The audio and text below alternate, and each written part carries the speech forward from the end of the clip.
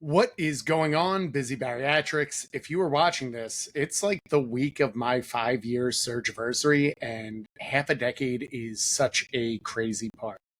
If you're sitting here somewhere earlier in your post op journey and you were saying, I should be further along, I should be losing weight faster, or I should be hitting the gym, please stop shooting on yourself. I'm going to explain why that doesn't help, how to fix it, and everything I've learned from 5 years post op. If you're 5 months post op and already panicking because you haven't gone viral on Instagram or reached your goal weight, this episode should hit you right where it needs to.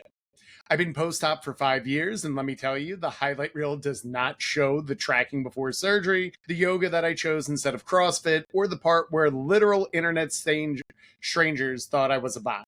So let's set the record straight. This isn't a glow up montage. This is about how I really did a slow burn in my bariatric journey and show you why you got to stop thinking you're going to need a microwave when in reality you need a crock pot. Let's get started. You need to understand that there are about 5 truths I'm going to share in this episode of what you should probably be thinking about. And again, there's a should, so I'm already shoulding on you in this episode. But you need to get to the point that your transformation started before surgery. At some point in your life, you finally said, I'm ready for bariatric surgery. This is something I want to commit to, and this is something I want to make sure lasts forever. For me personally, I still remember the point where I wanted to have bariatric surgery, and you could probably listen to the origin story episodes to get everything. But about 7 months prior to surgery, I essentially started tracking, and not like a full fancy like macro tracking. My surgical program said, we just want you to start tracking. And I did it on Fitbit because I had like a little tiny like Fitbit strappable device. And I just remember like figuring out how to put in chicken and realizing that chicken wings are totally different than chicken breasts, than chicken thighs when it came to the macro breakdown for everything. And realizing that it was just mean that chicken wings were so different than a chicken breast. But I bring all this up because most folks will wait for the tool or say, I'm going to start doing the work after bariatric surgery. And I highly advise, if you are considering bariatric surgery, start once you get to the commitment. Do the head work, read the books, learn how to track macros, start to get to the gym. You don't have to really bench press a Buick or have the rice measured down to the exact gram, but you should start to get an idea of the difference between proteins, carbs, and fats. You should get an idea of how to start exercising. And we have that whole part kind of outlined for you in the first 2 seasons with exercise, and then all the registered dietitians breaking down what you need to know about proteins, carbs, and fats. So take a minute, go back and read all those, and then come here and be ready for the big behavior shift that you want. Biggest thing that I see when I talk to hundreds of bariatric patients, when I talk to coaches in the online fitness and nutrition space, when I talk to students who are figuring out what they want to do, I need them to all do one thing specifically, and that's starting before they're ready. There is no perfect time to get started, and the best answer I can give is just keep going once you get started.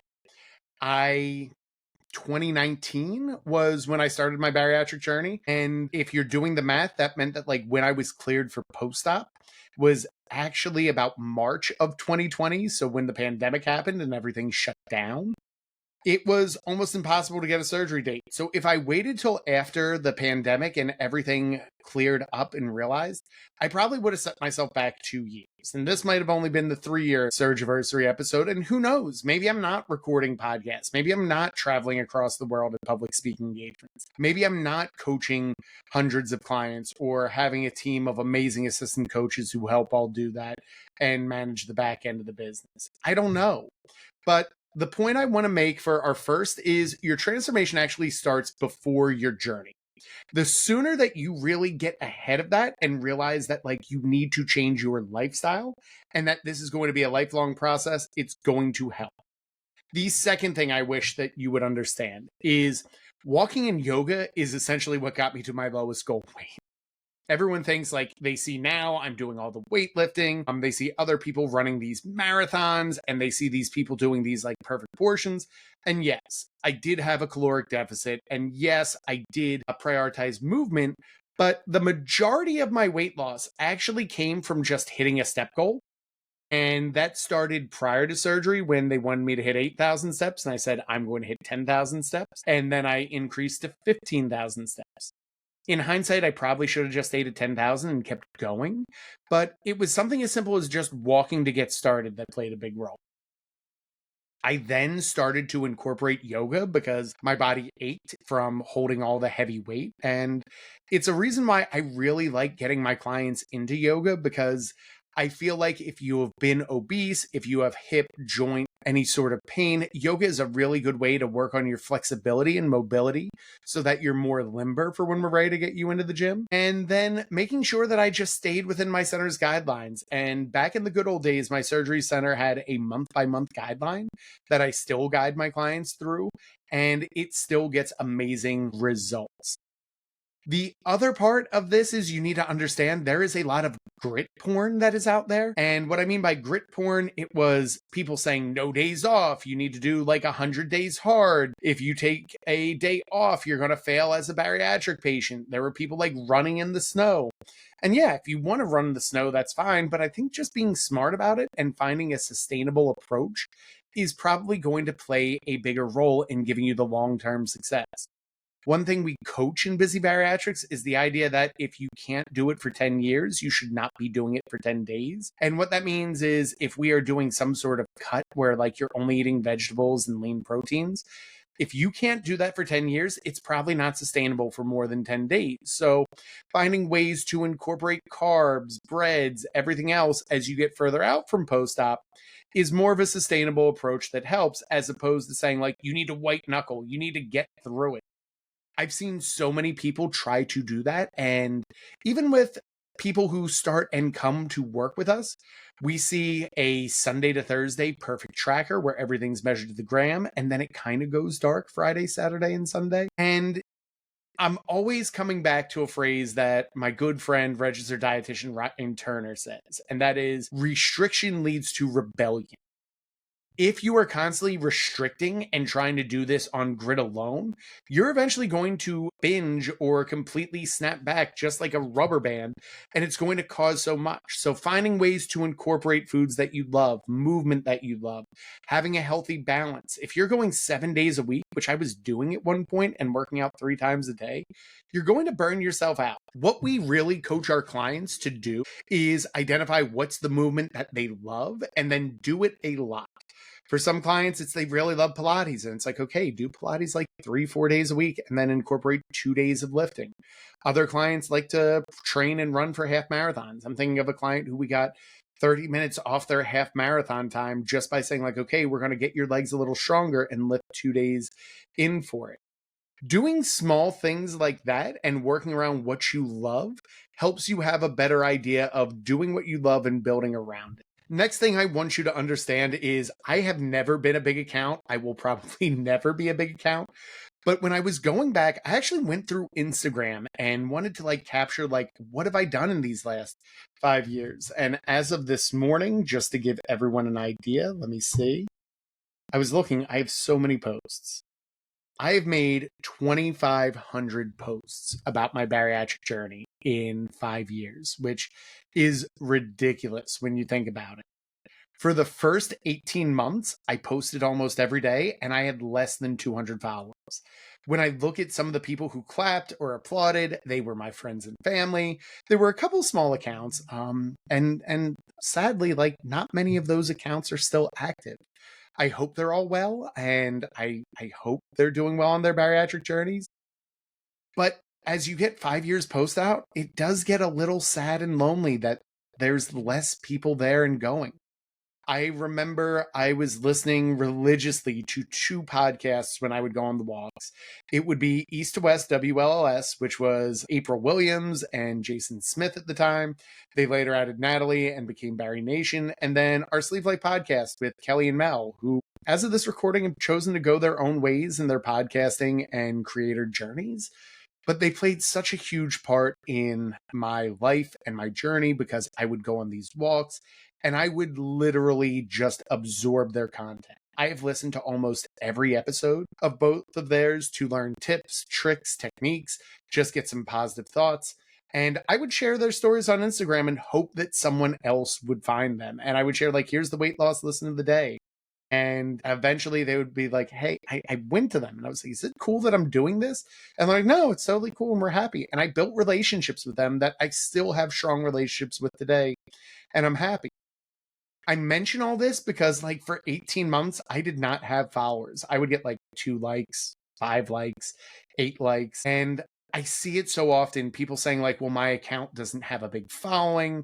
My account does not have that. And that should not be the purpose of your bariatric journey account, or at least in my opinion, I don't think it should be. For me, it was more, I wanted to be able to capture every point of my journey. And I got like a little emotional going back and looking at those early posts. In the first year, I'm going to pull up some of my notes that I have to give an idea. You're seeing this live, but I essentially was so giddy by August. So I had surgery in June, and by August, I was down 42 pounds. So I had lost close to 100 pounds total, and I had lost 10 inches off my waist. I went from a 55 pant to a 45 pant, and I threw away, not throw it away, I gave them to Goodwill. About 6 bags worth of clothes. And that's still one of my proudest pictures, is taking the 6 bags to the car, taking them to Goodwill and saying goodbye, we're never wearing them again. I also started to learn different ways of like self-care during this time. So before, I used to turn to alcohol to self-soothe, and I started doing things like, I'm going to clean up the yard, or I'm going to do chore work. And next thing you know, I had a really clean yard because instead of turning to alcohol, I'd be like, you know what? I'm going to go weed for a couple hours. I mention that because I want you to think of, when was the last time you did something for 18 months and got almost no recognition? No applause, no amazing claps, no comments that you do it famously. And you just do it for the sake of, you want to channel where you're at in your life. I think that's really important because even today as I post, I don't think I'm ever going to go viral, and I'm kind of really happy about that. You can still see in my account that it's turned into more of like, I'm teaching because I'm a coach. But at the same time, it's really just like, you get to see a snapshot of, what does it look like at 4 months post-op? What does it look at 5 months post-op? I don't share as many transformations because I've kind of stayed at the same weight for 2 years now. And then like, I floated a little bit up and down. But really, it was because I was doing a bulk at one point and then cutting and getting through everything else. So you need to remember that your worth isn't measured in likes. It's measured in what you do in the gym. It's what you do in your headspace. It's what you do in your kitchen. And the more that you learn to just show up without applause, the easier it's going to be to show up anyway. Do it when nobody's clapping. Do it when it's cold. Do it when it's too hot. Do it when you're tired. When you start doing it, that's when the work comes. And I share that as well because a lot of people think that Busy Bariatrics was an overnight sensation. And although we are very successful, especially by the standards of the online fitness and nutrition space, the fact that we are just alive 3 years later already puts us in the top 10% of online fitness and nutrition coaches. There is a 50% lifespan of a coaching practice, and I see it every year. Almost every year, I see about a dozen coaches come out in the beginning and they're like, hey, I'm opening my own bariatric coaching. And then by the end of the year, there might be 6, there might be 3. They start posting guns blazing, and next thing you know, it dwindles down. I'm happy to say that like Busy Bariatrics didn't go viral either. It was really just growth coming from me getting on other podcasts like Barry Nation, OSLP, Gourmet Goes Keto. I could go on with some of the ones. Barry Aftercare with Connie Stapleton, Active Bariatric with Kim Tirapelli. I've been on now like a dozen podcasts. Former Fat Friend with Casey, Allie, and Lisa. I've been a guest podcast, and a lot of the times that has caused either my likes to go up or applications to go in. And then the weirdest part too is whenever I take my shirt off, it causes like a viral spike. I was kind of looking at it as I was tracking my growth of like, oh, this got like 300 likes and 200 followers. And almost every time when I see that spike and I go look at it in Instagram, I'm like, oh, it's another shirtless pic. And I don't really like posting shirtless pics. I'm still self-conscious that I was 365 pounds. I have loose skin, but also I'm a teacher. So I'm not really trying to like show a lot of pictures, but every now and then I go to the beach or I just show my progress photos of where I'm at. It's like, oh man, like it's another 400 like day. That's pretty tough for me in some senses because there is a part of me that says, well, if that's what's getting you growing, if that's what's getting you viral, if that's what's getting you everything, I should double down on it. And I've really stayed true to the fact. The other part is realizing that like that came from the idea that visibility does not actually equal credibility. I have met some major influencers, both in the bariatric space and in the online coaching space, who have hundreds of thousands of followers and do not have a client book to the level that we do, nor do they get the results that we do. And something that I'm really proud of in Busy Bariatrics is like I can go through and I know so many of our clients and I'm happy to see their progress and I'm really happy to see everything that they're doing. And that plays a really big part in their outcome. It's the idea that, like, yes, you do not need to be visible in order to be credible. And that's something that I pride myself on. Even our assistant coaches, none of us are really like viral or overnight internet sensations. Kylie kind of is. She has like a 10K following, but she will be the first to tell you her posts that do the best aren't even transformation. It's her showing up as a busy mom. And that's what we love about it. And it's when she's teaching content. That's what I think is the coolest thing about Busy Bariatrics is all of our coaches really are teachers and people who do a full-time job and then come in and do this on the side and still get great results. But they're also people who really exemplify the major behavior shift that I hope you get out of this. And it's the idea that you need to focus on the output and not the income. One of my best mentors, Mike Milner, the host of Mind Over Macros podcast, always says your real job is to play your game. If you are really good at meal planning, play your game and lean into that. If you're really good with getting into the gym, play your hand and go over that. If you're really good at planning, play your hand and go into that. Play the game that's going to get you success because you know how to do it and hire the coach that's going to help your talent shine. Finally, it took years. The final point, number 5, it took years to build a thing that worked. I was not an overnight success as a bariatric patient. I was eating Whoppers and fast food a lot in my first 2 years post-op and still losing weight. And that caused a very toxic relationship with food. It took reading the book, Weight Loss Surgery Does Not Cure Your Addiction to Food from Connie Stapleton for me to realize I had to get my head out of my rear and fix that. And the same is true of Busy Bariatrics. It did not pop overnight. It was really 2 years of trial, error, working, tinkering, trying to sign clients, not signing clients, losing clients. And that can be stressful for a lot of people. And I totally get why people want to quit.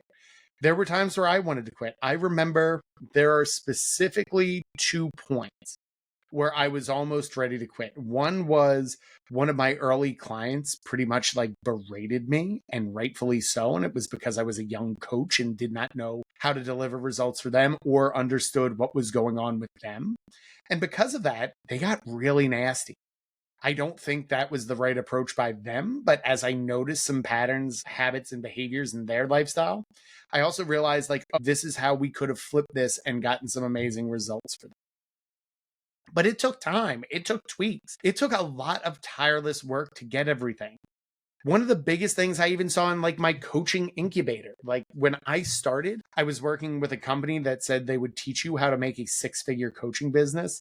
I think as of this recording, there are only 2 of us that have hit that mark, and almost like clockwork, you would watch like nothing's working, and they would quit, they would tap out, and they would go. And I would check with a couple other coaches like, are you still doing this? And they're like, yeah, it's hard work, but I think we're going to get it. And it's really awesome because I am still very close with Cam. He is FlexCam91 on Instagram and has Title Training, which is his signature program, and we're still best friends from that. But a lot of it was just us talking on the side of like, are you still doing the work? Yes. Are you still trying to find this result? Yes. What's working for you? And us sharing it. And I think that's important in your bariatric journey is find your people, but more importantly, DM them on the side. Really take some time to be like, hey, I really admire what you do. Do you mind telling me? A lot of my men's mental health series and men's Support Monday, as well as Maintenance Monday, came from interviewing people in the bariatric community who were just really successful and me outright grilling them. How do you do this? How do you handle your meal plan? How do you get your calendar together? How do you show up when you don't want to? And it was cool because a lot of people gave really raw and vulnerable answers. And there is still over 100 episodes of that over on Instagram, which is pretty cool. And it just shows there were so many different ways to do it and so many different ways to get results, but that it still happened to it. So if you're sitting here thinking, I am behind because I am 6 months into my program and I am still not getting results, I am 5 years in and I still struggle with things. So I want you to remember to stop watching the clock and start building your consistency.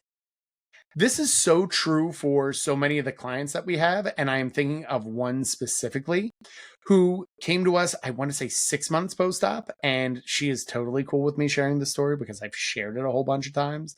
And it was a struggle from day one for her. She needed to work on nutrition. She struggled with gym intimidation. She couldn't hit her water goals, and she just worked on it a little bit every day.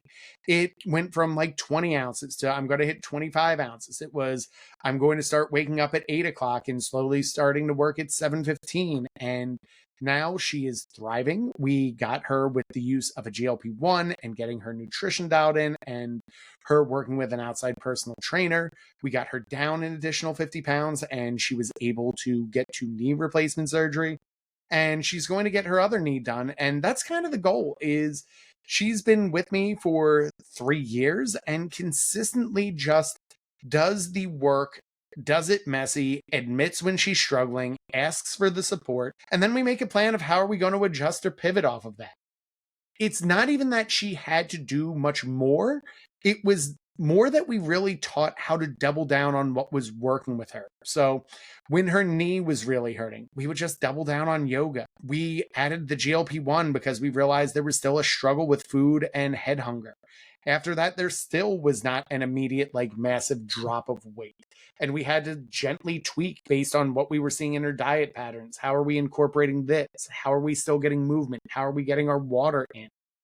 It took a lot of work and 3 years worth of work, but now she is thriving. And that is one of the best things you can have in a client. So if you're still thinking that you're broken because you're not losing weight as fast as your friends on Instagram are, please understand that I say this loving. You are comparing someone else's highlight reel to your blooper reel. You are taking the best parts that they are sharing with you on Instagram, and you are comparing them to those deep, sad days where maybe you eat 6 extra donuts, or maybe you don't go to the gym for a month, or maybe you struggle with things. And you need to understand that that is common. Everyone does that. There are plenty of times in my own career where I struggle with things. So as we go through this, I want you to also think that if you are listening to all this and thinking that this is hitting the right spot and it's slicing through your noise on your bariatric journey, if you could do me a favor, share it with someone who's stuck in the post-op frustration spiral or on that hamster wheel, and drop me a DM with what hit home. That's really how you can help me help more people like you. And hopefully, like, this really resonates with you. And if it does, I'm going to ask that you join my email list. That is where we give daily doses of wisdom, inspiration, things that I'm feeling about. And you kind of get an idea of just like, this is what a day in the life of a bariatric patient has. And you need to understand that, like, look, at 5 years out, and even after coaching hundreds of bariatric patients, I have not figured it out by now. I am still learning. I am still on this journey myself. And the most important part of that is I will never stop being that person. I even remember 2 years ago when I hired a coach because I wanted to get in better shape. And someone in my support group was like, well, why are you getting a coach? You're in great shape. You coach other people. You need to get to this new level. And my answer was, I always want to get better. And that's kind of the goal. The reason I work with a business coach is I want to make busy bariatrics better. The reason I hire people who I can learn with is I want to get better. And that's something that I really want you to leave this episode on, is you just need to keep getting better. If you're struggling with the idea of where to start to get better, or even how to start to get better, please know that I'm here for you and that we have programs to help you get to that level. But more importantly, you need to start. So if you haven't figured it out by now, remember that is totally okay. But you do need to stop comparing, start tracking, and lean into boring consistency because you are just getting started. And the more that you do that, the better the results will be. Hopefully, this episode hit home and you continue to keep getting busy.